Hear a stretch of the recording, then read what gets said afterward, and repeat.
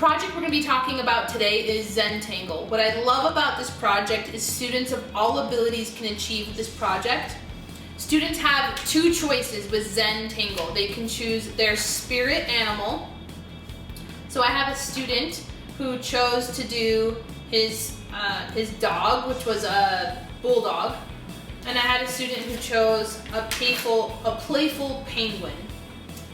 Another option is to do the first letter or last letter of your name, and you can either do the inside or the outside and just do the opposite. So either leave this blank and do the back side or do the opposite. So I'll give you some examples. So here's my sketchbook. I wanted to show you a detail of the first letter of my name, which is Diana. And I use lots of different types of patterns here. So you're gonna see lasers, wavy checkerboard, monster eyeballs. I don't have titles for these ones, but you can see how some of them are easier and some of them are harder. Let me show you the first letter of my last name, which is Montano. Same thing.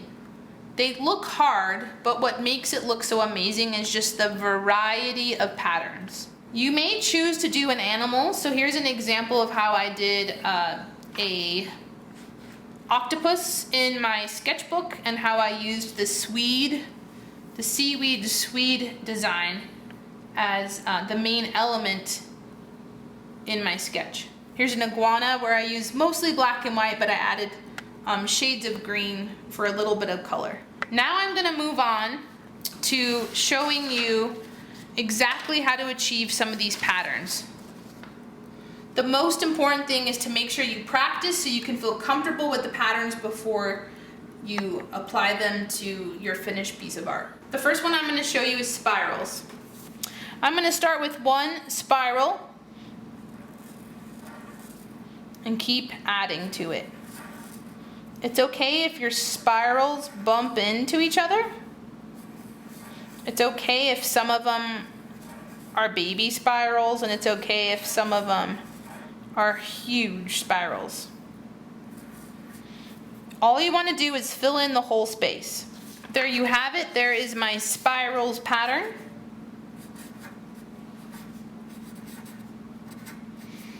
Next, I'm going to show you how to do wavy checkerboard. You'll notice that I'm starting in Sharpie and I'm not using pencil, but it would be a good idea to start with pencil. That way you can erase. I'm going to turn my paper to the side and do the same thing so that I have crisscross lines.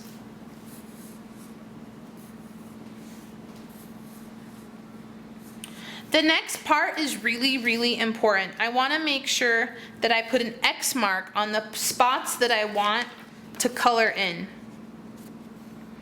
That way I don't miss anything. So here's a finished example of wavy checkerboard. Again, if you don't feel comfortable with the wavy, you can just do regular checkerboard. Next one is monster eyeballs. Super easy, but it's really impressive. It's really fun.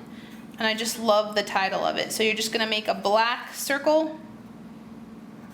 You're going to fill it in, include another line and another line, and let them overlap so it looks like they're multiplying. So there's the finished product of monster eyeballs. Next, I'm going to show you curtains. All it is a wavy line, and I'm adding some black circles along the way. This one's easy. I'm not really thinking about it too much, and it just looks cool. So there's wavy curtains. One of my other favorite ones is called Swede. So think about drawing with a pencil first so you can get the outline right. It's just a big spiral. You're going to double it over. And what's impressive is that you have a different pattern with each Swede.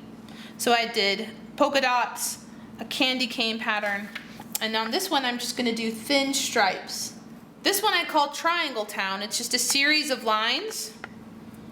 and I continue to add triangles all the way. Well, there you have it. That's a finished triangle town. Look how impressive that looks. I'm gonna show you how to do wave pool next. Really cool, really easy. Just start anywhere on the page and make a big fat circle. It almost looks like an egg. Over easy. And that is wave pool. Lasers is really easy, but really impressive. So I'm gonna show you how to do this one from the beginning. Use your ruler and always make the corner your starting point. I'm going to just leave my ruler here, but twist it just a little bit. That corner is the most important place. Now you're going to color in every other line so that you have a pattern. There is a finished lasers. Another thing I love about Zen-Tangle is I actually had a student win a National Art Award, and the piece that she submitted was a Zen-Tangle. A Zen-Tangle is Zen and then tangle. Zen means it's relaxing, it takes time, it's sort of meditative because you're doing the same thing over and over again. Tangle means that you have a lot of patterns and they become sort of jumbled to make your final piece of art. The last thing I want to say is the beauty of Zen-Tangle is you have lots of choice. You get to use your imagination. There really aren't a lot of rules, and best yet is that you really only have one tool, and it's a black marker. And I think no matter what you do, you're going to succeed. I can't wait to see what you do. Good luck and have fun.